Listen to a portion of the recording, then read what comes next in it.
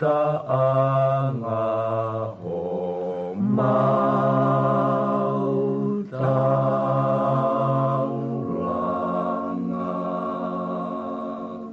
Halapaini tu ka whakamatala, hona ni whiroa ma whaingata, no noa tawa ke whai ana, me tatalo moe o tu hei lala.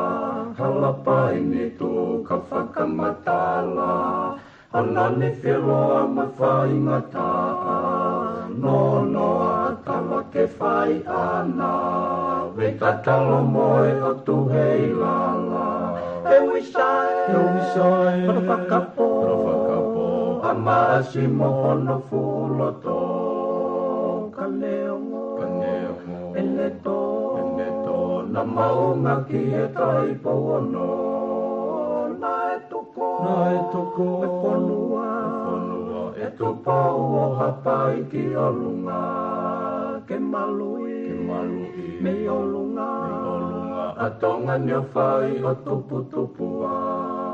Utulai na o tumatanga, matakau no veka whakautanga, matangi mari e ko maua whaanga, utukalonga luko e hakeanga, utula aina o tumatanga, matakau no veka whakautanga, matangi mari e ko maua whaanga, utukalonga luko e hakeanga, he wisai, whakapo, a maasi mohono fuloto, kaneongo, eleto, na maunga ki e tai pono, na e toko, e whanua, e tupau o hapai ki olunga, ke malui, me olunga, atonga nyo whai o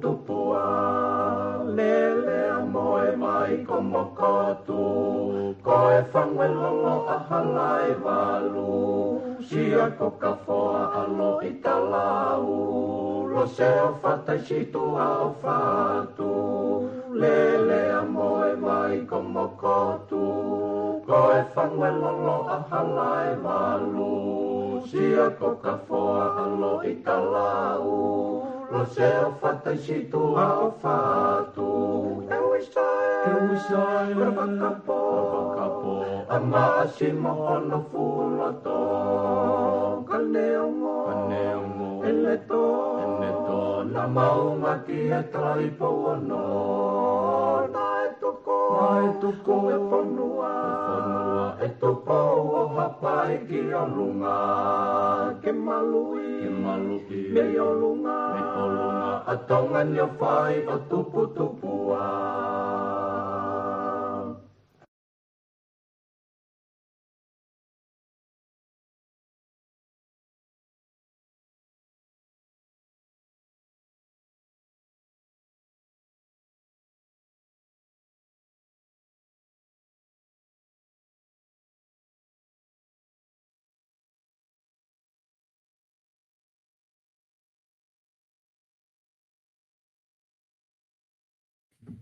Ko ke u pa mo I he talamalo fonua ka mai ngahi talafata ko do be fa fata poat.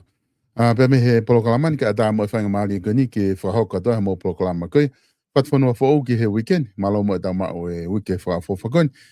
Malo ngahi ngawe ko do be kula fa hoka mai me fa mo be he hange gua haki palpale ma fa teknikare me ngawen ka ku o du pe mahalo ku ofa pe ku ngole ya tu pe ai fa ho agon pe mo proclama ko atu he fe fini ke tingi mo tol pin ka pa e kai ke ongo le ya tu ke tingi mo tol pe mo toki fa ilonga mai pe le ta proclama pe nga kala ba ke fa no fix e proclama ko se pe ku mahalo pe na ki palpale ma interneti no slan ka ku ka go tu ko ngole le ya tu pe tam ta pe ko fe fia ke ta le ai fa fofonga I helaine Paula Piveni Piukala o kuma I he ni ke whahoka te tau programa ko ia I whewhini piveni malo e ta mao e ahon malo e ngahi ngau e me tongana mou whewheha ke piveni mo ngahi katoanga ke whahoko pe ke ngahi hopo o glotonga lere ko ia I he taini mi.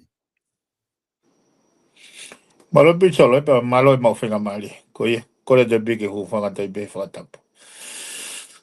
Ko ia kau e wiko si mo wikene e wike whemo mo e kina. Lahi ngai kātanga koko, lahi mo ngai hopo ku ui e keisi kone kau minista. Kai koe me kau minista e toko ni mau nau e lere nau hopo tangi e weekend. Lahi pefe mo i kina, lahi pe mo ngai mea e ngai komita whare alea ku mau fe mo i kina i lahi lere mo ngai kātoa ngai tau anga e lotu aloi beba mo e kātoa ngai kuristu tukana lia hona. Ka ko ufa malo be ma whanga maare ke lere i programo ni mai no bena ke ye lava i ko si ka ne fu lahi pefe mo i kina. Ka ke tatak mai pe solo. O hone ia koe ke tai minina e tuku mai pe ho poko au ke mau mi hoko wha. Ane nai. Ai ahoni ka kateo e ho poko e watahane lere. Koe tu koe hopo komunista au toi pe hopo taha ke lere moni te hopo koe na kakau taha. Malabito e piment ko te u foki mai ke hopo ko wilo pe kwai ai ka tonga foku lo tonga lere i tongan ka tonga ko i ko stu tu kuria hona ko tu o ku hulu mai pe ngahi mau mamata to pe ngahi live stream pe tau ta halo ka ka nga pe mo ni ko ku na lava me murin o tu ko ta hane ka tonga to la he pito ka flower tu aku ka lere foki tau ekonomika time to fa nga ka tonga pe hi tongana ko nga koe ke ngata i he nelele ko na wato lava ka tonga ka aku te kaulere i pe ke tau ekonomika whakalok fua piven fe ho wakaya tu ki he ka tonga ko me ala hita ha foki ko nga ka tonga foki ko ni ko ka tonga i kolistu tuku ko palestini foki poate ko i kolistu tuku hopo ate ai na ko tu ku ke mana tu i pe ka kai ngahi hopo mo ha fua ngahi fra ilo mo e ke puke i mala e puna o to pe ke te koe hono ave koe ke wha anga i he te tatok tala noa ki ai ko ngahi hau katoa pe me am pe me he case koe he issue koe ni hono na hoko koe ka pita hapo ate ka ko ngā ko wakai hifo ku i tongana ai tanda eki i he katoanga ko ia koristo tuku e piveni ko ke whelo aki mo tanda eki i tongana pe ku tika ke mawhainga maari ke whelo aki mo i he ne flow atu koe ni ki tongana. Ko ia solo, nau mau ki whainga maari he whiafua ne whai state of origin. O ki awhet pe o si o hula pe o whiloa ke mo e tandaiki. U whiwhia lai tandaiki ne lawa kau ke nau kātonga. Toko whiwhia pe ai e mahino o nea mahi o tua ki whainga maari ki ulawa toko ne kātaha e ngai.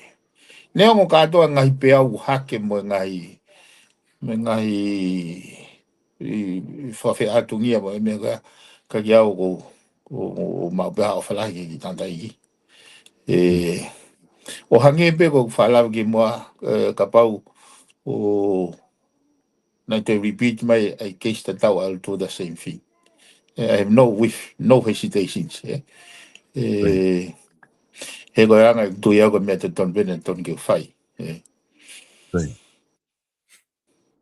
Ko tu foki ai hapo ngai ko ngai mea foki ko ia ko tu o ke ai beni hia ko ke na fu mahina le reka ki na tol ko ku ai be foki na be hapo ia ai kolistu tuku ia te na tol pe ia ko hapo ke he pe ko e fa ilo ko na fa hoko ki he tangata iki na e fa ilo ia i he mea be he kolistu tuku ka na ke he pe ne e mea ko ia pe ka ko ni to puke malai pe he foki no fa ilo ko o nau fe lave i pe ngahi mea tau pe ka koe ka ke pe no natula he nea o koe ke whamauanga koe hae makatu unga na te o te lava tanga te ki o foki atu ki tonga na ku o si kakato ne hopo ana pe ku aha whahinga whaunga area pe ku nau whahoko ke lava o tu utai tonga na tanga te ki Koe a ke whako ho whakarea solo koe hopo koe koristu tu have nothing to do with me ko ha mea bea koristu tuku.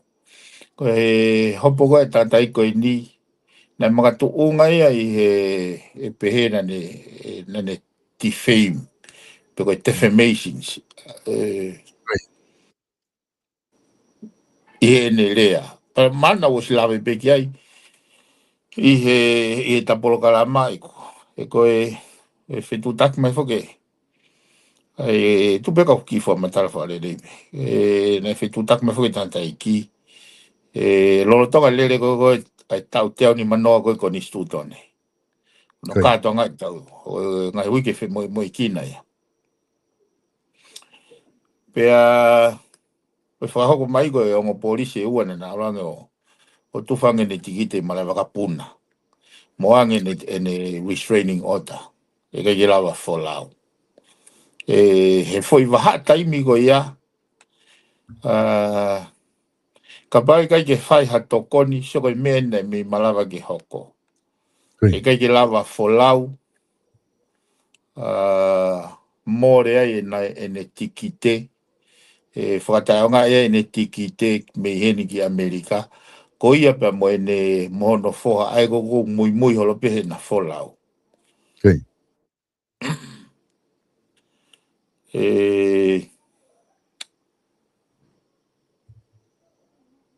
Koe tūnga whukinau ia i koe Minister Police.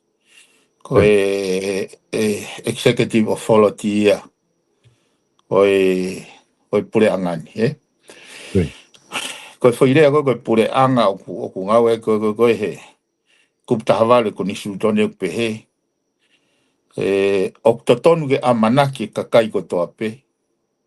E hanga e pure anga. Whairea koe pure anga. E hanga e pure anga. O malu i e nau totonu. Nau moui. Nau tawa taina. Mai nau koloa. Sai. Koe tū koe e pure anga. O ku wharea whoke kuptoru noa. Koe ko nisu tone. Koe anga he whonga pure i whonuani. Koe pure anga whaka tū i whako nisu tone. Koe kuptoru tahau tala mai rewa wahe wahe. Ma whai whaka pure anga. Ke whoi sino e tolu. Executive Authority.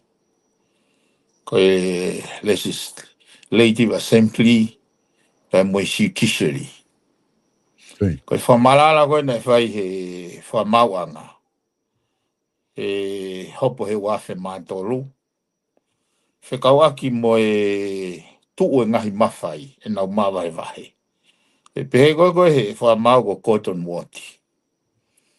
He hopo e waha e pure angapea mo taimi o tonga. Lari media. Koe neongo koe ngahi mawhai koe ni o ku whikauraki whikaua whikatolu. Ka wai aha mawhai e maalunga iha mawhai. Ki aha mawhai subordinate ki ha mawhai. O ku nau separate i he principolo o i konistutone o Amerika.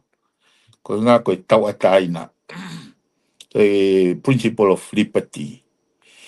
Ka ko nau ngahi whatongia ke nau check on each other. Ke oa e abuse e ha mawhai ho nau ngahi mawhai. Aia, koe state of mind ia nei au hi taimi koe ni. Koe ilo, nake ilo pe e ko talbe ku huma ku hanga whamamawhai mahu inga o i fuakawa na mauwhai. Ka koe dimension o i fuakawa na mauwhai e taha, dimension e taha. Koe pauke mau u tauhe ai konistu tone ke maunion. Ka koe whehui whokia e marawhewheke ke tauhia e maunion ka pau koe ke mama wheunga ke ilo e ngahi whemau e konistu tone. Ka wai ngahi whemau e konistu tone una o mai koe o kui koe Bill of Rights e ngahi konga urako e konistu tone. O kune hanga o provide ai ngahi safeguard. Ai totonu safeguard e tawa taina i tangata. Pea koe taha ngahi safeguard i koe aha kupongo fule ko nisu tone o peheni. Hei kai ke tau te ai hataha ka o rewa kua hopoi. Safeguard ia wa mai kupongo fule ko nisu tone. Kua pau ke waki o ngona hataha pea tok tau te ai. Koe circumstances ko koe he whetutaki mai tangata i koe ni. Koe kanga koe whakatonu lea koe ki ai he foi tevi whakatupa ke. He teu ke wholau. O kai ke awai la polo e ngahi legal process ia. He foi whakatupa ke koe ia. Ka pau na tau, koe ango uksi o ka pau na e tali, ke whakahuha application ke whamawanga. Ko wholau e wakani. Aia, under the circumstances, Ki aure vai solo ku amount ia ki he tautea te gai ki hapoi. Koe tō koe ne tauataina ke wholau, o more e ne tiki te, ka mono whoha, he ko pau ke na nofo mono whoha. He gai ki alo no whoha kai nofo pita, koe more whapanga lahi ia, he mamawhai tiki te. In itself, ko os whatonea e au, koe tautea, sa punishment. He tūtune whamau, kau teke o ngona hono reo. Pena o whekaure vai whakauri ke whetūtaki ki he pure polisi, pe koe hae peisis e nau tūtuni. Kai whoke mahino ka au e isiu. Ta mahi pure polisi au kaha nau keisia nau torea pa moe tangata iki. Pe au whetūtaki rewa ke o mai ene tiki te moe restraining order. Ke usio pe ku reasonable. Ka mai koe tiki te moe restraining order, so he whai ke whamauna ne awote ai restraining order. Pea moe tiki te, koe tiki te, koe tā tiki te, koe ene lau i kovi, aki ene pehe, o ku te gai ke whai ha hopo, he o ku i kai ke ai ha makatunga ke whai ha hopo. Kai ke pehe mai ea ko sione, o ku pehe mo ke whake ke uhinga li rei. Pako uhinga koe na usio hifo koko kai ke aha uhinga li rei. I he lai tiki te mo lai restraining order, pau pehe rewa. Ke tuko e ku mo ua, he lotonga lere kau aluange o sio ki he whakamau, he kau aki, mo foi ne, mo foi keisi koe na ne hentolo. Nā kua i beha ne uhinga le lei, kau koe ke asi he lai tiki te.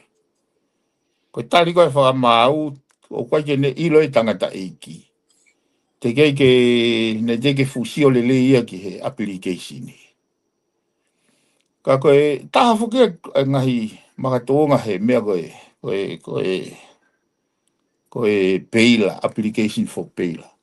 Ko pau ke konsita he whakamau, ai pui tua o toko taha ai ke PAULA. Koe hae na tula e keisi, koe hae whakatu tāmake toko taha koe ake society.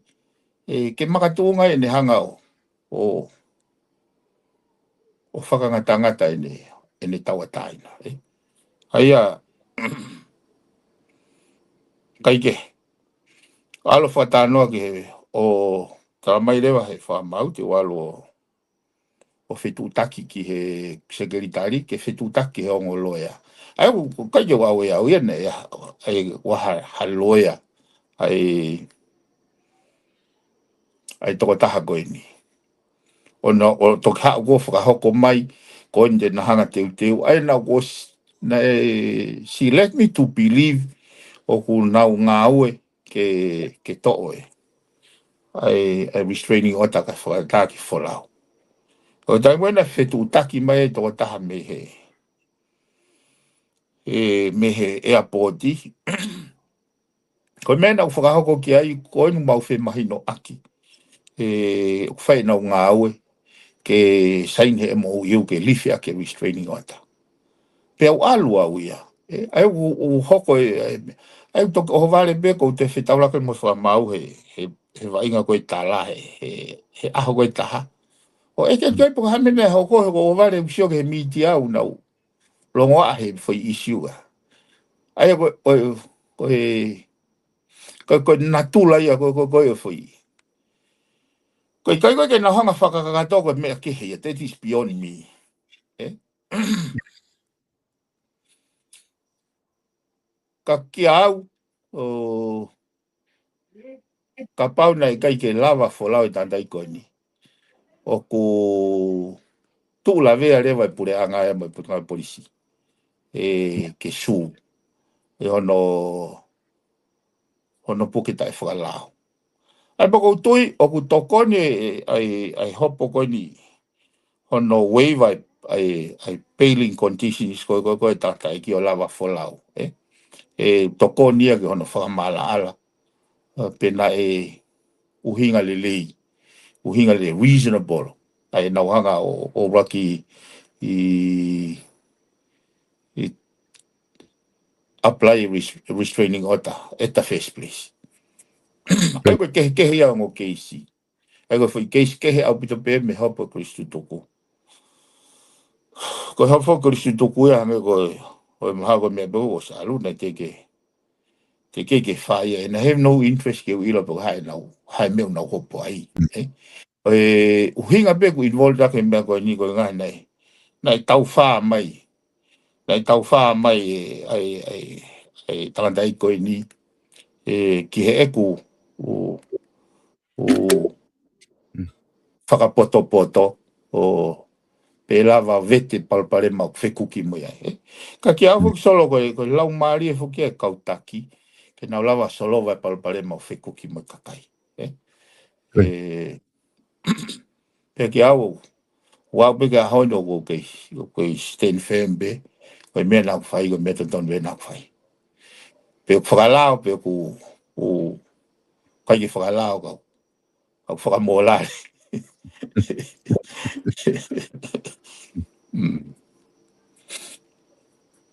Whakapito, mahina pe ai whatala noa ku whai. Ai a kone tū whaketai ni mi o ku ka ki he hopo ko ia ai tangata e ki ku osi ka kato e hopo pe ku kei tika ke whakahoko e hopo pe ku kuhinga ku e ke hene lava tu hena e tala whoki mua ke tohi whakafoki mai ki tonga pa e whakahupri sone. Ma mea ka ku whatonga e tahenga i video o ku ihe polokalama ia fia hala polokalama ko stutuku. Ai ko mu whakau pena ko kakato e hopo ko ia pe ikai. O ke kakate hopo ko ia. Ka kuhange ko rau it's all formality.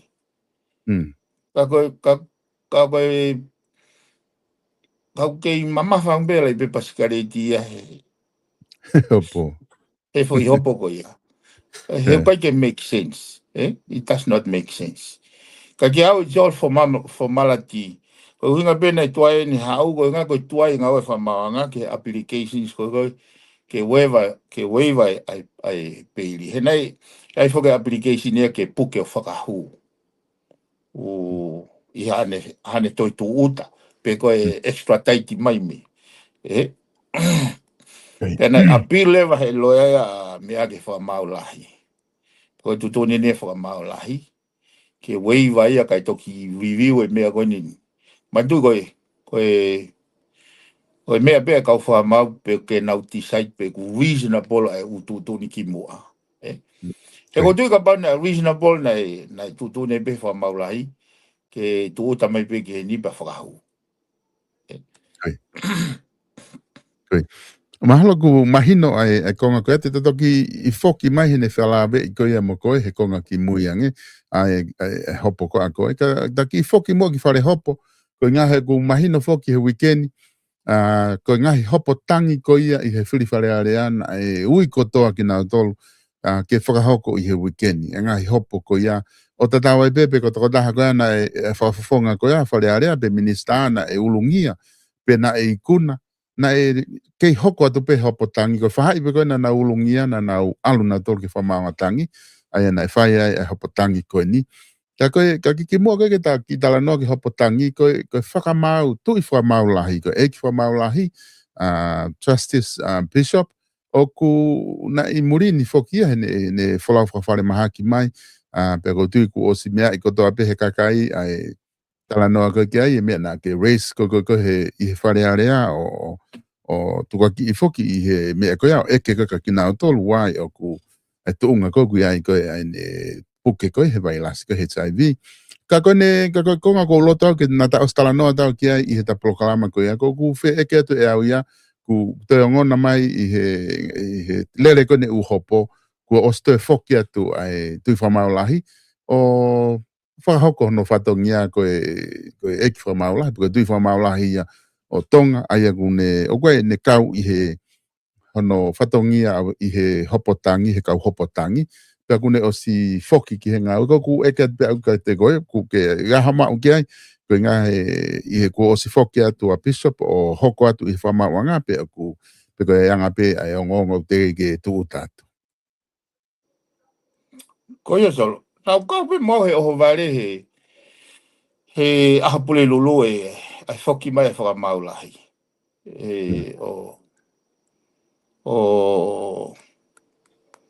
O te regime he posisini. Kana o so atfa ke foi statement ko niki mo. O ke ai pe ko amanaki le dei. Ka kapau e foki mai whakamaulahi o toi whakamaulahi pe lolotonga o kupuke. E more ko amanaki le dei. Ta ki au solo ko o wai hanga I loi. Pe ko hau ku o ku kei pe ko hau ku kei longoa ai fonua whihu ia statement na ai. Ko statement na ko ai is a statement of facts. O kui kai ko hatuku aki o hange ko sensationalize he ngahi media pa moe. It was a statement of facts. Ka wate mea mon go ini. Ko tangata ko ini o ku ne ilo pe e ia. A ne tari e ia ne lifestyle. Hange ko kulau o ku ne ilo pe e ia. O ku ne tari e ia. Ko whihu ia ko hae huinga na tau e te to o mai. Ko ku poini e solo. Ko tau tolu I tonga ni. Ko taimua na hoko ADC ko ha mahaki o ku mo uai hata. Ko fu mea whakamaya ka family. Mea whakamaya ka tonga. Ko no hinga he kai ke tau tari. O kai ko mea whakamaya ke whakamau ko mea pea ko ene whiri anaia. Ko ku whihu ia ko ke kautake whonuani hae uhinga o ku tau u tari ai. Ko ha mō tolo ia ki tau ngau e aki. Ki tau tangata hoko. Ai ki au o kai au no whao. O kai au tui au ho hae. Tui whamau lahi ki mea koini. He koe fu. E solo pa koe mea mōnien. O kai au tui au koe toki puke I tongani. We got to be stupid ka pau tau whaokau nei toki puke I tongani. Koe whihu I koe ko hanga o hake. He koe men koe mo oni. Ka pai ai awen ke kau tori foi a kau solo. Paka awen ke kau mau u lulu monu ia no fofonua I mori. Kuo pau ke ia ene simo ilele. Pau taha ngahi mea u whai ke sivi he simo ilele ko HIV. Ko ne kai ko ne mau pe taha ko ke kuran hau visa ke hiki kau ngā uebo. Ko whehu I na fufu I mea ngoi ni. Na fufu I ni mehe ne afio. Na fufu I ni mehe immigration ni. Pena disclose. Kapau na disclose. Me ni ku o mahino ka te au e tunga wha medikare o mahaki ko ni. O malawa peke antidetectable, untransmittable. Malava pe ia. Malava pe ke turite umea ko ia au ke tunga. O ku ia i pe ka wai ke lava ke toi pipi. Whainga me pe. Mahino apu te ka te au. Ko taha whoke ta she maari e. Me he medical fraternity. He na nau oho vare. Nai mei malava. Manto ko tau toto ko toa pe. E pe tau ki puke pe tau. Whemau ke toha ki toto. Tau osi pe hono to ona ki toto to mai pe ha. A to ke tae po ne si haki me wa vai o. Mili i aki pe. Fe ka pa na hoko o ia e tai to gango ni o puke ai o infecta ha to ke tae. Ko kuhinga ku he kulolota me ko ni. Ko tui ko te ke ni mo tau fi ko ni. Ai waka puna to sapate. A lot of it did not make sense to me. Ko huinga e whewia, o kai koe ke reasonable e whaitu ai ngai mea wo mai, pa tupu ngai whaitu tōni. Ko poi ni, kai ke utu iau. I he historia tangata ko nina o hake ia he miti a heng. Pau koe ke maa tangata ko ni ke ne lifestyle. Ko mea iau, a taka ia mo e whaitu nei tupu mea iau, mea koe au. Taria nau tolu. O koe ke toi hene haki cross-dressing ha taha hene he kau whakawhawhine mono buke whakahu mono whakailo. Why different? Ko whehui pia koe ka tau tolu. Ka aha taha e test positive HIV i haki tau tolu mou pehe te tau o mai e ne tunga whakaako mo ne ngaha ue ke hoko koe makatunga ke ne override e uisi upe. So we are fooling ourselves. Ko mahino ka teo e whatala noa ke whai piven. Koe tato te whitu ke konga koe ke o mai koe kau wholau mai koe me tonga he tori ki muri. Puka whainga mea pe, alu wholau koe hai whainga mea koe mau he immigration ni ke whai te si moile rei. Tato whitu ka hau he tori mo mea kua pau ke e nau si moile rei anau tō. Ka ala te si moile rei a koe a whainga mahaki pe he o ku whatu tāmaki ki hawhanua. He kai ke tāri e decline e visa e taha ke wholau mai ki hawhanua muri. Pero di oku ai whoki ai ki whihi oku pehe whoki he toko lahia ko ngā koe lifestyle oku me e ia ana. Pa mo ni pehe hange ko tala mai ne tāri e ne lifestyle. Oku mo ni pehe koe ke tokanga toke ne lifestyle ko me e na ne o stari pe e ia. Ko konga whoki ni ke tala noa ai ko ni o mahu inga au pito ai ko ha na i whe ne si mo i lelei. He koe ngā ka pau na e wholau mai pe ia mei Piritania ki tonga ku osi mao pe ia he HIV. Ok to tonu ke asi he ne CV. Tuku kehe. O ka pau hange ko tari na e whahoko i whare area e he minister ko ia o e whamauanga. Ne tala mai oku nau whahalake e tuaki na e whai oku loi. Peko na ku whokia tuke na ku whokia te ako na ku osi anga whoki update te CV na ku os more HIV. O te lapa koe mea koe more me hataha pe aku pe nofu pe me HIV o mate. Piveni ka na ku more HIV a mea ku lava ia whokia to to'o no tu ngā we.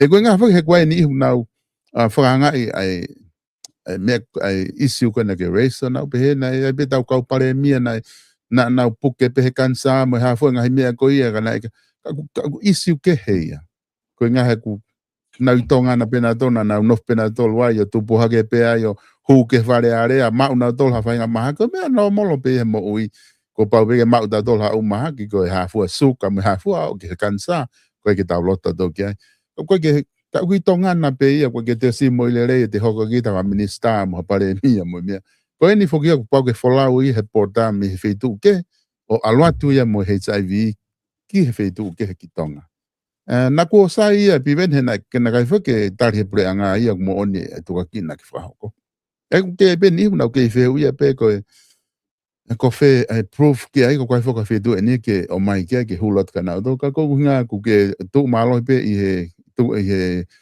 me ko ko isi point ko ku hanga o mai o ke tala mai he ahon ko HIV fa mau ko effect ai ko mo ni me ai solo ko me ni ke tau whakakiki ko hai mo ni wai rohi lolo tonga ko wai fu fare mahaki o sei tu e me fra mo ni ka bana nau interest pure anga interest ai fare area interest ai minister lao pe moe kabineti o I kai fai ngata he ko nau tolo ai minister mo ui o fai ngata ke nau fe tu ta ke minister mo ui ke ne hanga I kai I mai pe tene fra mo ni mai o ko la po ha u na ma he o ko la ro ya solo o kai ko ha o ta ha me o ke fu ma fa dai e nau ai ke pe kau vale ko ke tau la to o whaka kau ke tau ila mea mo ni mo mea uloi ke malama fe ke hau ha minis la lao o whaka I kai maha mea whaka mahaki he ko nau tolu be ko minista lao be ke minista mo ui ko ne ke be ke minista mo ui ke hau he ko ia ui ai mahaki o kai ke ia ha mahaki ai whaka mawanga ko hopo be mo lao ai whaka mawanga ai ko mea ke na wanga whaka ia mo whaka I kai ha mea whaka wanga mo hopo mea whaka wanga lao ko mea ko whaka wanga mo mahaki alu ki fare mahaki ke minista mo ui mahaki mo ui mo mahaki ke ne o mai ai fa matala ko ya o ki fa pipiko ia hange una fenga ke sensationalize o yo to eu para mai ia tanga I ki fa mau o ke me be tanga ke fa mau ia ai ne to nga mo ui mo me puke ai mo me ko ke mai ko me ka ko tau tolu he atakai o tau tolu. Tuku ke ka pau ko osi open policy ia. O hau pe. Ka pau ka ha policy. Ko meni o nge solo. Aia ka pau tau pe.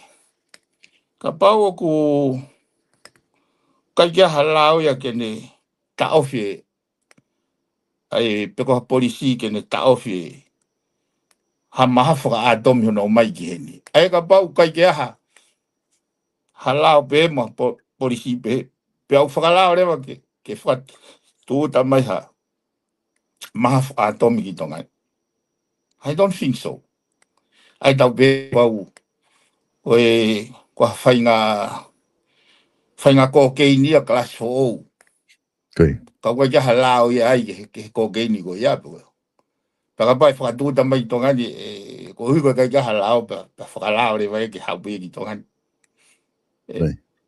Koe usiwi mo I lelei koe ki hano grand havisa I he upota whakafonua. O kau HIV positive. He mea tesi kia e kau si mo I lelei. Pe ku ata pe koe ata.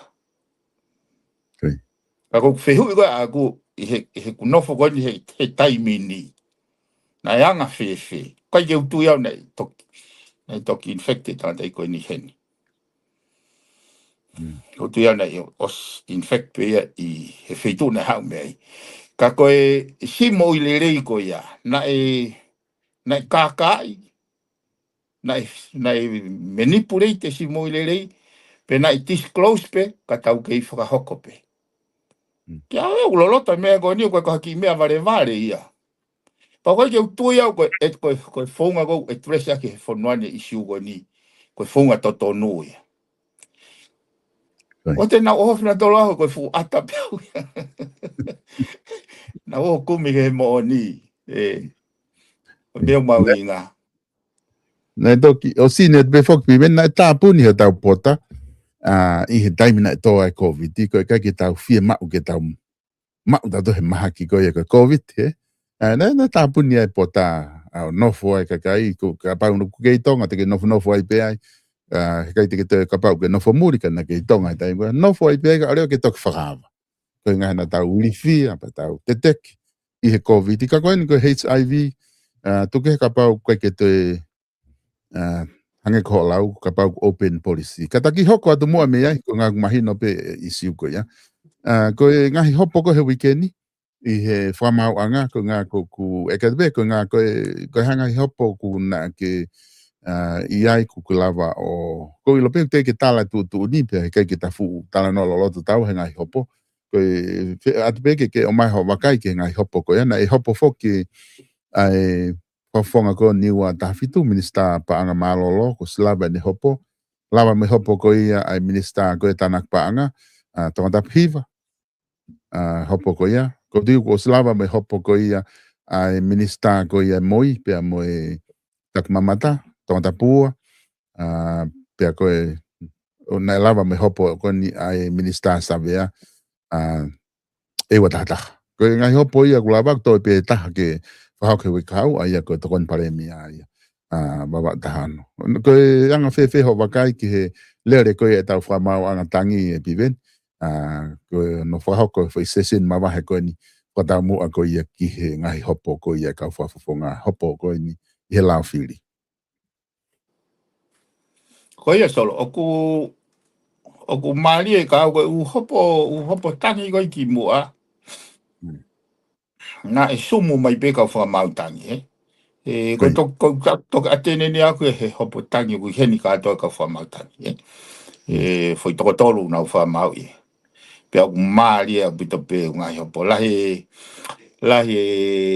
ngai akumenia na ku fo ai ka uhinga lere hono hake he kauloia pa mari o anga fo fua e ai nga tu ni e mafuri aya e malava ke ai tamana e hao pe mo ua ia e malava ke ai tamana e mo ua pe hao ia o siwani aya ku mari e pe e kai ke ulava ke ta futala no he u hobosolo ko nga ko te ke fai tala tu ni ka ku mari he anga ku fano ko na alu pe o fano he u hopo uraki pe ke wako ai ua ke ulava te ulava pe ma fu he anga ai whakahoko o tangi ke he tuonga e alu ia whai tutuni. Kako maari ia he umea goni o hake. Pea fo'ou gawe ai aki umene taha loia taha. Whekau aki en pea moe ngai keisi nai osprove ia he lower court. Ai ngahi ere meni te bribery. Tane toi tali pe he lower court ia ai ripato presumption ko koe ke o mai he taha ko koe nai bribery ene uhinga nai innocent pene kai ke tau moe ko whakatau voti koe bribery ai e pan toi tali pe ia ko tu ia ke kana e hoa ke ngai aki umenia he hopo lo toka lere hopo na ku mare ia pa ko anga ku fanongo o kwai meuriti ia he aki umenia ono whakikihi ko hataha whare area lolotonga iha whakataha whare area o kune o guaha gift variable gift peko ha palo mesi ofi ke he whiri he gai ke lava o to'o ai e whakaukau ia o e whakatau vouti o e influence e kau vouti ai umari e waka kisio e osfo ke ai tutune fa mau de pe ia os kakato nga ele miniti na ia bribery pani angereva ai pani angereva ai fai mari ke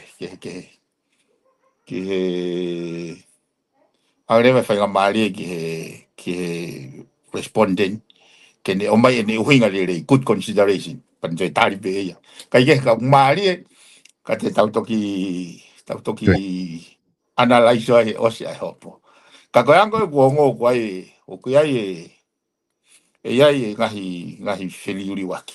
Anga pe ko e ko e tipen ka to pe foki he me o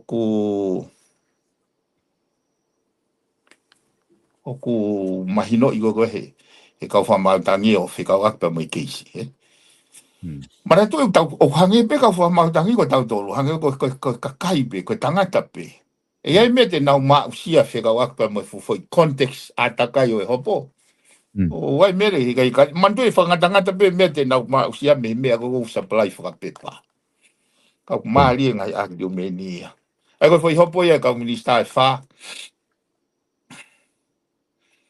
toi pe ta ki he u ka hau Ke koe konga foki e taha ku mahu ingai. Koe whamau wha osi befoin, koe maalunga taha ni ha tau whamau anga. Neongo nā ke hao i he hopo koe whamau lahi. Koe whamau e nuku agu lau heka kai, koe mea nuku pūre ko whai kia lau. Ai whamau anga koe ni, pe aku nau toko tolu foki. I loto ai ke nau whakakau. He koe ngā, he koe tau potu taha e ni. Ai whai tūtu ni, pe ka pau te nau ririu ha mea na e tonu hia o halaia. He kai ki te awhi tui ki te tangi ai ko halaia i pe. Pakapana nau ririu na tole halaia tonu hia. Ko ne osi ia, ko ne lava ia i whamawang. Ko ni paku mone apito. Ko i ong maari apito. Ko tui te lele yangi hata watu e piven. Ki he osi koe ola. Kata toki sio ai ha polokalama i hoko ai.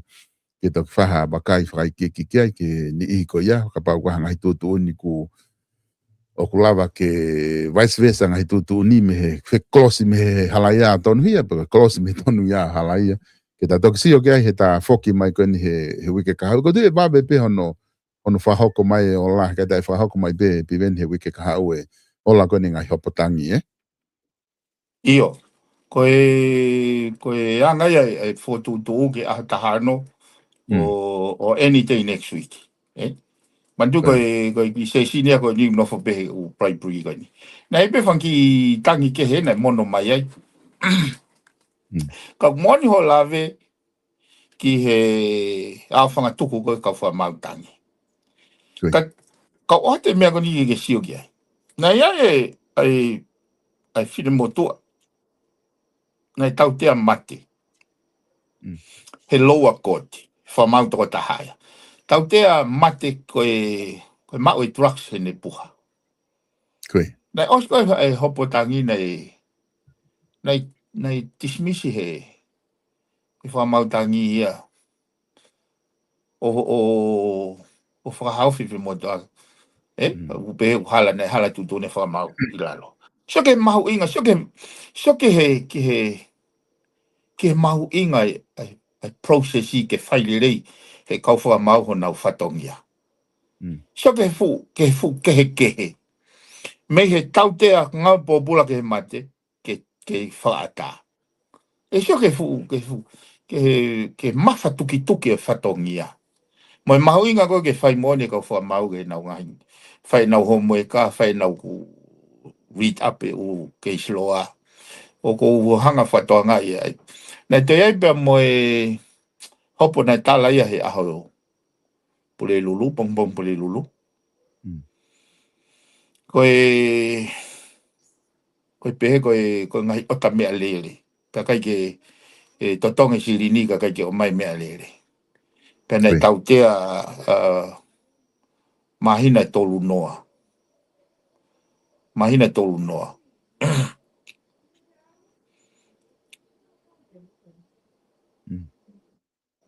Ai koe tau e ua mo konga. Pea malu yang alirei he fui tau e tolu. Tangi rewa e talatala aki. Pehe he kau wha mau tangi. Fuu maa. Ai tau tea. Ke tolo i katoa. Panawanga rewa o ai koe mai popula mahina e ono. Kai tolo i tau e ua. Malu yang alirei ai. Ai ako sio ke fu kehe. Ai maunga hange koe ngahi hopo tangi koe. E malawa ke hao e tamai nei halaia. Pe halaia e tamai nei tonu ia. Sio ke fu mafuri.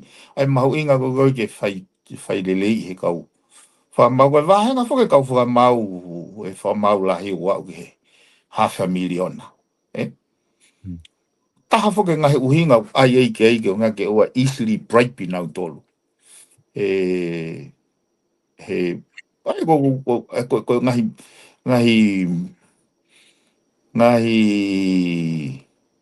I mesa o put in place ke whakapapau unau whai to tone nau ngāwe.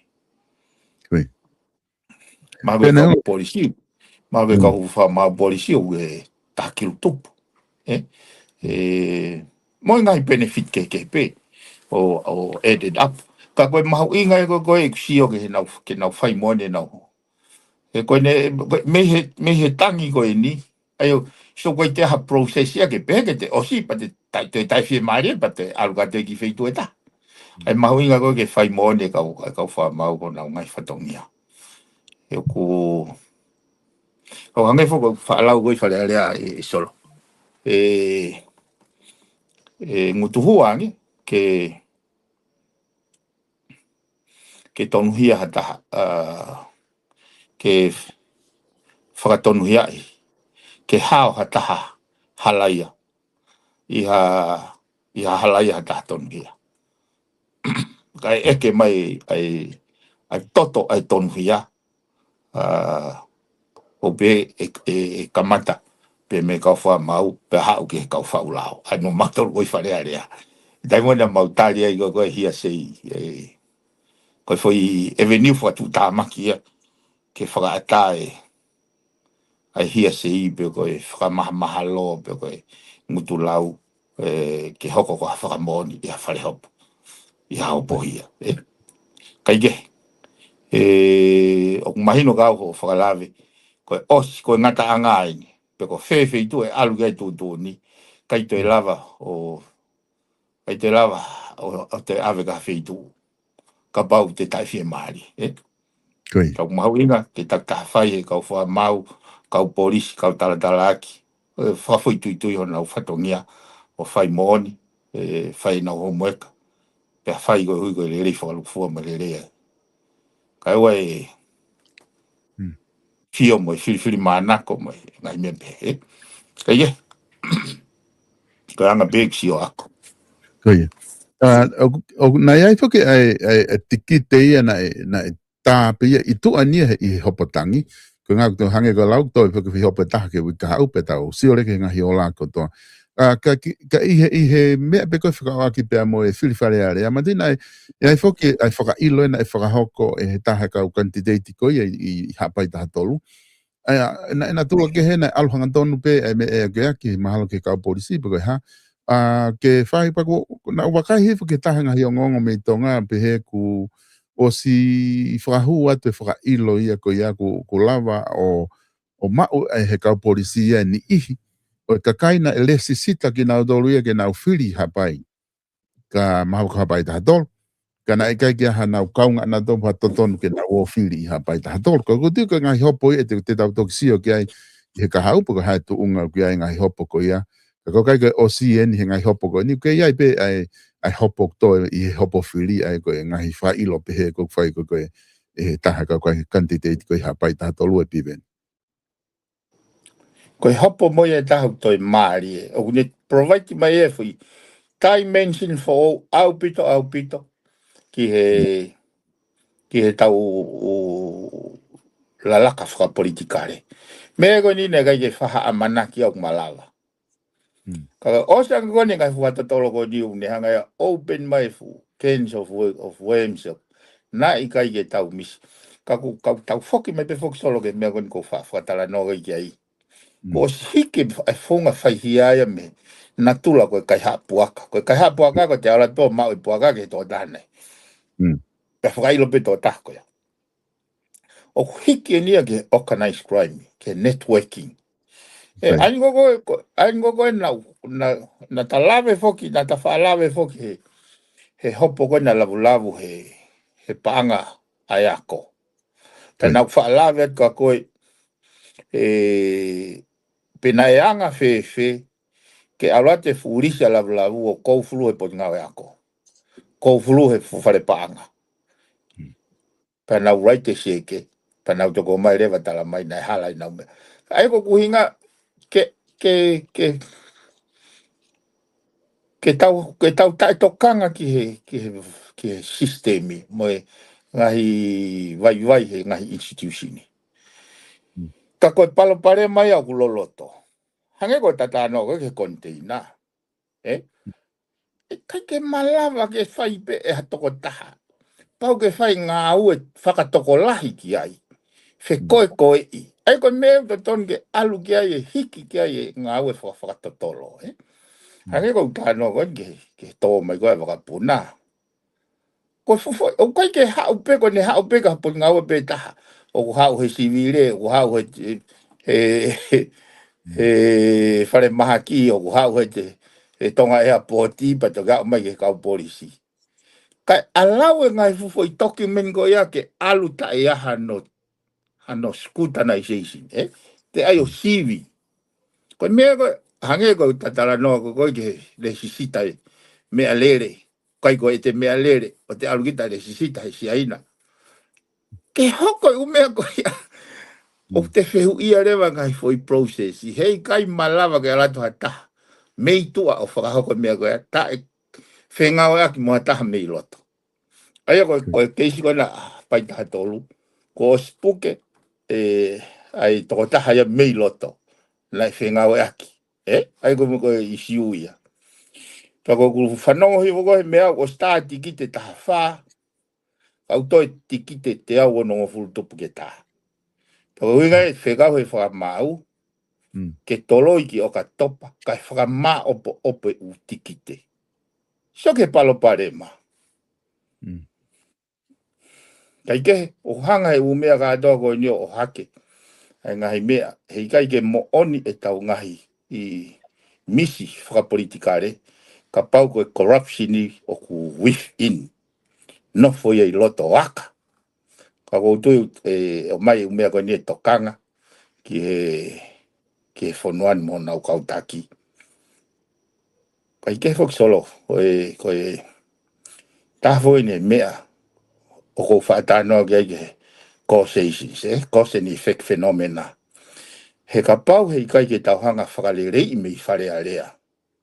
Ke sio hake kau ngā ue mahu inga ia whare a rea, hono tokanga i le rei tuku hau e whonua.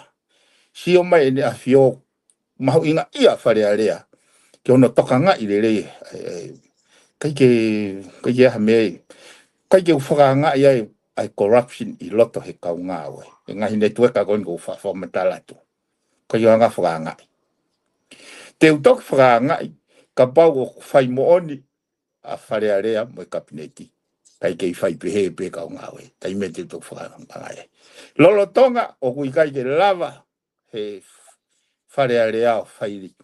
Ke o demonstrate mai koe nau ngā ue koe whasewaniti mai kakai. Kai ke lava he kapineti. O demonstrate mai koe nau ngā ue koe sewaniti mai kakai. Whainga ta au pito ke tau whinga na tō ke fufulo e vai me mui vai. Angai ku viu e isi ue. Ke ki mini pe e taha ke taki ia mo ke ko mana tu ia ke he hopo tangi na e to tangi foki ai atenseniale office atenseniale ki he fa mau tangi i he hopo ko ni mo fa fonga ko malolo tonga tapu walu taione na na te tangi ki he fa mau tangi ko nga ke te fa foki ma he kuma we na te tala no be foki ai he ta polo kala mai tahana ke tala no ai na fiu kumi toko taha ia ko ke wha moni he hopo. Toki maa uia ku osi whakatu ufoki he office attenzione he toko taha kona ni whafonga ina dolu he wha mau anga ke kanseri ke tuwange peko hae hopo ko ia. Ka koe ni kuna na nau te tangi ki he wha mau tangi ke te whakafoki ai ke si ki ai ke te hoko a te hopo i he ku mau. Koku whehe ta koe koe na tula koe ni o ku kei malawa bea ke hoko a te wha mau tangi na nau whakatu ke whakataonga e hopo koe ke mau. Ka koe ni te mau mai una te whakatu atu ke te hoko atu pe hopo. Malawa bea ke hoko atu ai ke si pehe piveni. Io interesting en ko ke yo nga ilo ka pau ko whamatala ko na mon. O ku interesting he ke malava be ke recall hopo ko ni. I don't think it's necessary ke alge fa mautangi. He ko nga ko prosecution ni bena na withdraw. Na ko tu ne fa mau. Ke nga ke na utangi. Aya ke au lama pena tolo algo lama la. O lava pe ke recall ke sia go ni at any time. Koi. Koi taki fa o se ki mo ai pefe tunga ki ai ho hopo ko nga ko ta taimi mo ke hoko atu ke ngai fatongi ak toi mai ko tunga ko ai ho hopo ko ha a tunga fa moi ku lava ki update ke ta kau moi ko ni na fa na. Ko ya ko te o ko pe fo ke te ha haliriu e position ke hopo ko ni o ange go lau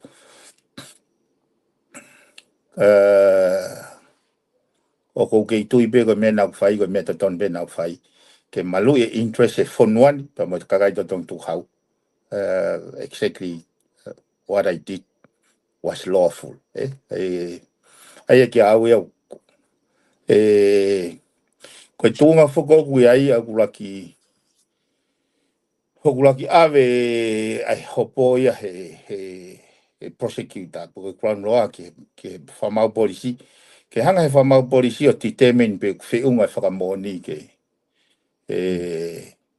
lava e ha whainga ai ko whakarea ko he lao ha reasonable court pe ko reasonable tribunal ke nau lava o whakamo wa ia ke ai accuse foto ko na fai au ko pe to toloi mai ko ke monite ko ke fe unga fa monia o mai o ke winga foto nga ni we fa monia o relevant ke issue ko fa mon ko ki he core element o lao ko mau i o ko ja fa monia ki ai he foto na ko le fo ki he tal aki ke wanga no fa mari ke ma ke na wo si o ke foto pa to ma na utali ai o ko toki uia po mo te ke halau e whamau polisi pe ku fe unga ai ko foi process pe preliminary inquiry na ngau ki mo he wa no ta wa ke hopo pe he whamau polisi o mando au he ku ha me fiso puke au he hopo me so la ini na hopo na mau hopo mau doria ke toki i tisai te pe wa ha me ke ave ke fa mau lahi ai o pe he ka ke to hopo ye tai mini o ku fa hu pe pape e fa hu mai pe me ai na ka fa mo ni mai ka ko os ko assessi ko ai fa mo ni pe mo me ko foi la ko na tu ki o ko mau i o ku te ke mau foi la ya ai ko aki me na ko la ko no fa ya ho fa i loi o kui kai ke nai kai ke mau pa ko ja fa mo ni ki a me na fai o mau ai pa o at pe ngai ke slo e go mana tau ya ki he hopo na e ki hopo me fana vo la toi me uta pe e ne ha o vili taki ba be ke ulau pe o ulau i fo te ke mau ia e tātai koe ni ai fo i lao. Pe au alu ke kua noa taranga ke nau reconsider e nau whai ilo. He te ke mau e fo i lao ia. Ko wanga e kua assessment ni ko ke te hanga whai ilo ha taha. Pau ke iai te whakamooni ki he elementi ki o mau. Pe i kuko alu ke hopo pa li he whamau tu lahi ki tua. O ku te ke mau e lao ia. Nai fo be u mea koe ni he process. Ka ia halau ia e mau. Pa nau te tangi. Me te taupe. Ai o koe isi te taupe. Ka ke au malo ya ke moni te ko. Ka kai ke ho ha au ke hopo ko. He ko no hinga solo ko nga. Ko au pe ko ilo ki ho loto mo lau mari. Mo atamai. Nei ke mau i halau. Pa na faia i he loto o hanga mari. Ki he rei whakaluku fua. Imagine ai taupe. Imagine ka pau nei kai ke ke pehe ke whakahoko ai consultation ko ni kai lava ke folau ai tangata ki sai tau bebe nai kai ke u na u fana au ia ta mai be pa te pe te ka ta ko na ko si ai tu fa ma kai ke te lava hoko le ai loto mama tai fi mali mau fra paanga mau fra tau ataina ki tanta ko ni ko potential ke de su e pureanga issue going ko unlawful detentions foki mai ke taxpayer ai ki au na ku fai me ko ni kai ko aksio kita kai ko aksio ka ku na kai ke u sio ke wala ma pe te u excuse aki o mo ka tonga ai te ni mano ai ko ni su tone ka ko ni su tone ni o mai tawa tai na ka kai hare vai a hono ka tonga ka ko ni ko tawa tai na no ku ai ki au tau toki whangongo be moni te ko au ka yo neongo ka to u hesol go ni mai no nei tu ga ki to me kabineti nga o me ga ni ko ya ha ku kurete ta e u me ya e ko ko poini a ku ke al ke ma we pa ma we kai fa fa ka kai ya no ta para si na to no ki au I did what I supposed to do Piven ko ha na ta ofi fu ko mea ke te ke folau ki muri ka ku mahino peka te folau ki muri ko ha ta ofi ko alu ki va ko ha mahu inga no ta ofi ko kai kai ke ta ofi ya ko fu ngai foi standard bailing condition pe ya ina scenario ko fe algo va ki o wal pa ko tara ko onde algo va ai ko u me pe ya ku pa na fe algo ki muri te wal pa ta ko onde fla ki ko ke pe ya mana tu yo ko u standard bailing conditions pe ya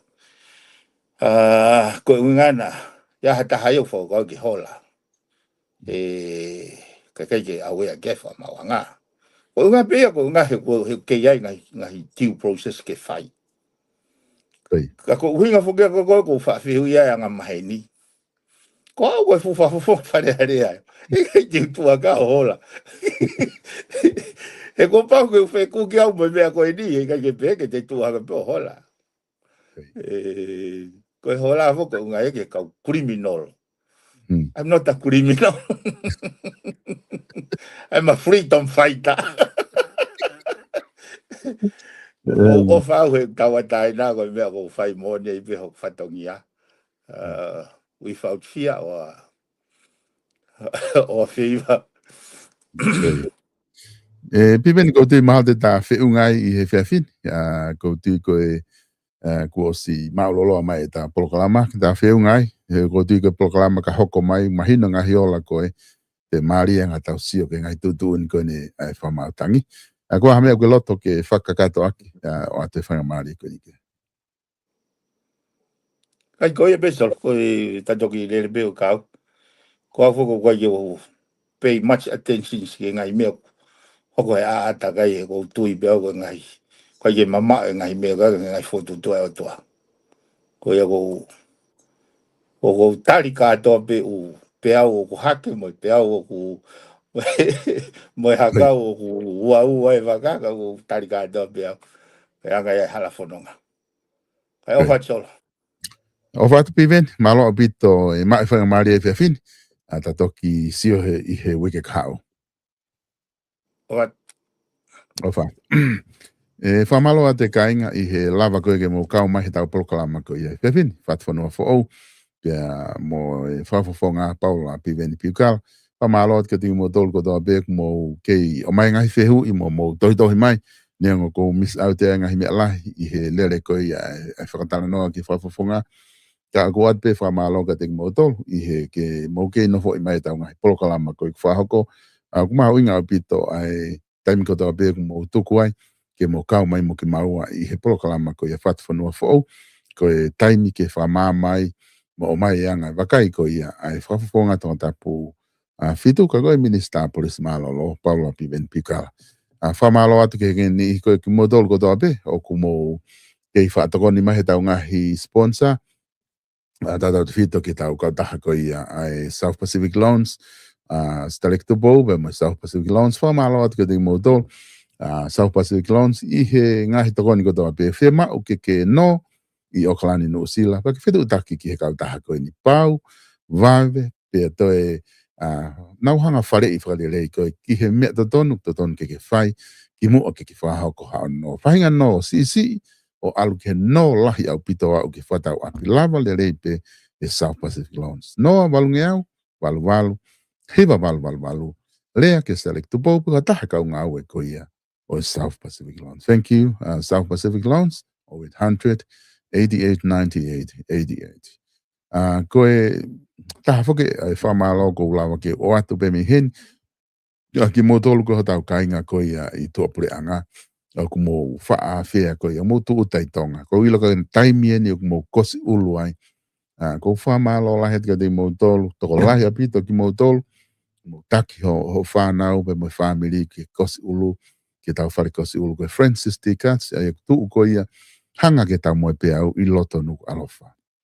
Ngai tokon ko ke whai ki ai, mo wawhea hatau whare ko. Si ko whaam ke awhi ai, pa ke kos ulu ai, pa ke ange o telefoni ke whai tai ko hatahe ke kau ngā we. Seni mai ke lai tā ke heni ke hanga o atu. Ke ngā ke whamalo I atu ki mo dolo mo wawhea ai. He tokoni au pito, ai ngahe kos ulu ko mo whahau ko. I hono ke hoko atu ko e tau ngai polokalama. Kau ke whia mau ke kosi ho ulu, tau whare kosi ena, ke osi mau e mea kotoa e. Hanga bei ha o hua tu hawhare kosi ko I tō preanga, mau hanga o upgrade mo teu e mea kotoa pe mone lasia ki muri ko e mea ke whare kosi. Be mo kau ngā ue, be mo ngahi mea ngā ue, ngā kosi ake ho ulu. Awhia tuai, ihe Francis Tikats I loto nuku alofa. Koe tau whare wala, ta whaaki pe koe Francis Tikats, ko tahe tau kau sponsor, Page Fashion Store, I loto nuku alofa. Ki motolo ko ia mo wanga maheni aki ko ilo ko whare wala, toko lahe ki motolo kau clients ia ia ko mo whatohi mai, tala mai, ko mo mui e tau pungai polokalama. Tatau te whito he FATUFONUA for all, whakamalo lahe tika ting motolo, mo ke ia whia ko e tau whare wala. Ta whaki pe ko ia, o Francis Tikats hanga ko ia ki he tau moe pe au ki whatotongi uhilai, ofisi ia e densini ale mo. Mea mga whaa ko na ki marketi, oku iai, e tau whare ko ia. Ai Page Fashion Store, fika hiva ko e Whatawhihi Road, I loto nuku alofa. Kei kinga tai ko whia o atu pe, ai tuaki ko e ni mehe tau whare nau whare. He ko e ngahi nau whare ko ni I he chero whenedra I halalo tu ai, ko e telefoni ena. Tolu noa, tolu wawha, pe ko walu fitu noa, walu nima tolu. Ike lape ko o mea tuki ai, mamata ko se ngahi mohenga ko e te pire kai ko sea mai mea ke peke whare ngahi ata ke te ke lawa o mau ia me he chero whenedra I halalo ai te ke lawa tu peki ai se ke fute pire ko na ka pa e tuuen haloto whare ko e palasimon ho api te ke lawa o whetu taki peke nau tolu lahi au pita ko e mate ko e uta ko ni ko e nau fo o te ke ngawe aki e hataha o ko atu pe hanga he puha pe au toki whakatu upe. E ka pau te ke whakatau, ka ku ke alu moia, ku ke loto pe ke alatu hakau ngā ue me he kautahani o whakatu uho nau whare, te nau la pena do alatu, ka koe whakatu ngahi nau ko ia, te ki to tong maa pe te nā to o whakatu, ak pe he il pe ku, te pen pe he kau whakatau ai, te ke area pe mo ki nau tolu, ko hae nau lau, ke nau lau atu o tokoni kia te ko hana whakatu ngahi nau, ka pau ke mantu o atu puha pe mi loto Amerika lahi. Kone alo atu ana ko ia, toki e mone lau ko toki hai mili hake pe, koko pe fufua taha te ke toki, tangutu pe te ke tokoto mohe, I he ngai fu mohenga ko ni ka tuuha mohenga pe he, iho api, ya ke teu ke mohe ai, o si toko lahi au pito. Ai ngahi, mantu ka kontena na hano wana na o atu, kontena ulaki o si kado a efu, Yohana whakatau. Koe kone na ua na wa watu koe na. Ke wawe hake pe, ka waha ka doanga. Ke ho ngahi ofa anga ke nau kau ai. te ke lava o fetu taki pa ke vave hake ke te kina utol.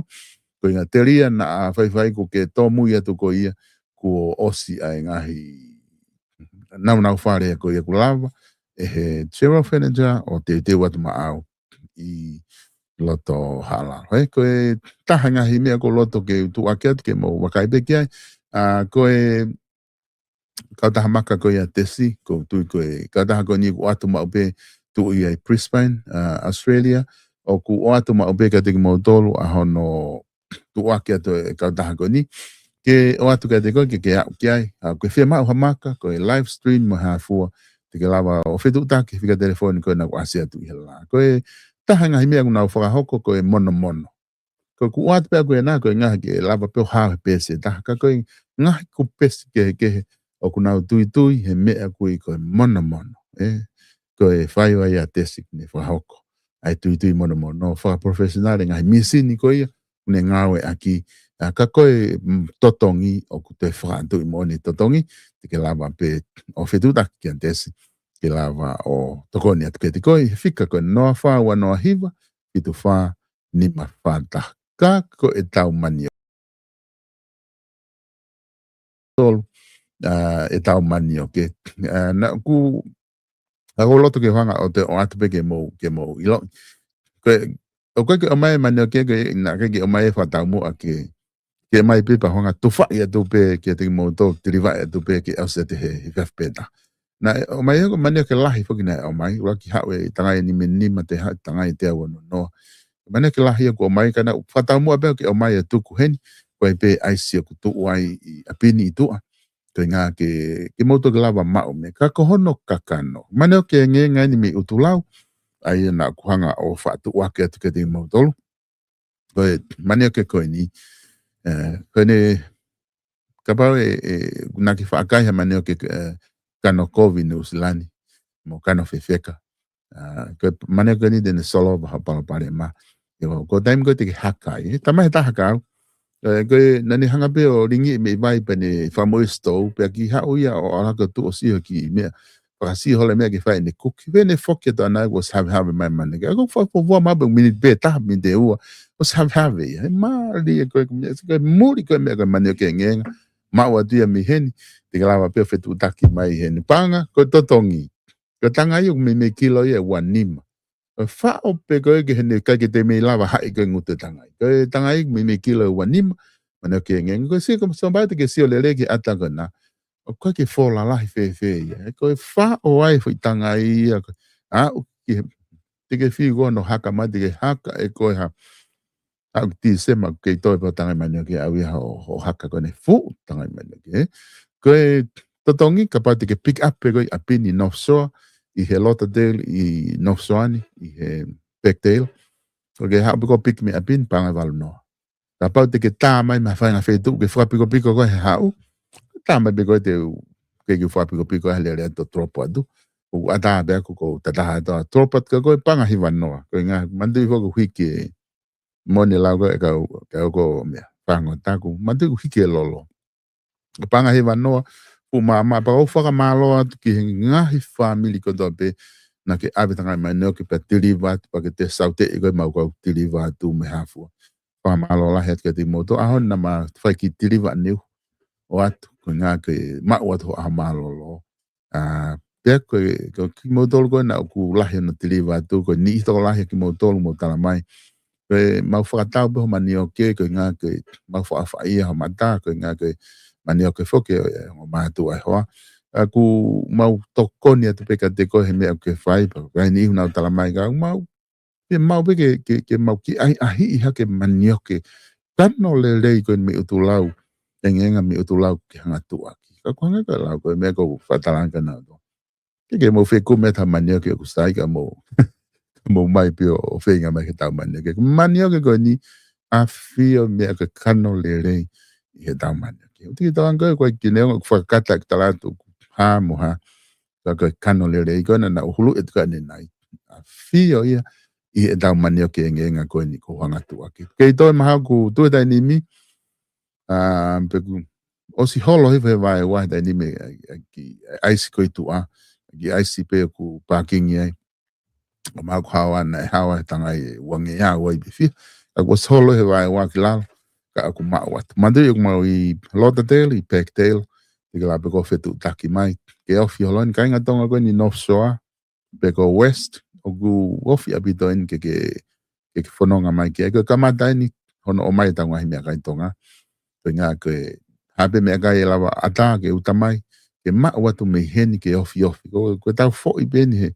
e tau lahi alu ko ke saude ke afe mai ko heni ko ngai ma watu pe ai ye mani ke ko ni pe ko mo tau kava tonga e manti ko kava na o mai mi baba le mantu ko e tau fa tau nim ko mau fe unga pe ko i nu ke te fu kona ko ngana ke fu lahi ho ina kava pa ke kona pito ka ko ma pe moe he fo hono inu ai ka vatonga ko ni toki fetu tak mai begi apin ni heni ki ku fia telefoni no wata o no anima no ano no fito peko e telefoni ko tu te no wata no tolua o no tolu wo ka pa ke fia mau ke fata manioke ke fata ha ka vatonga mo mea tau toki filonga ki I he wiki ka hau o fat ka tingi mo tolu hono ko toan pe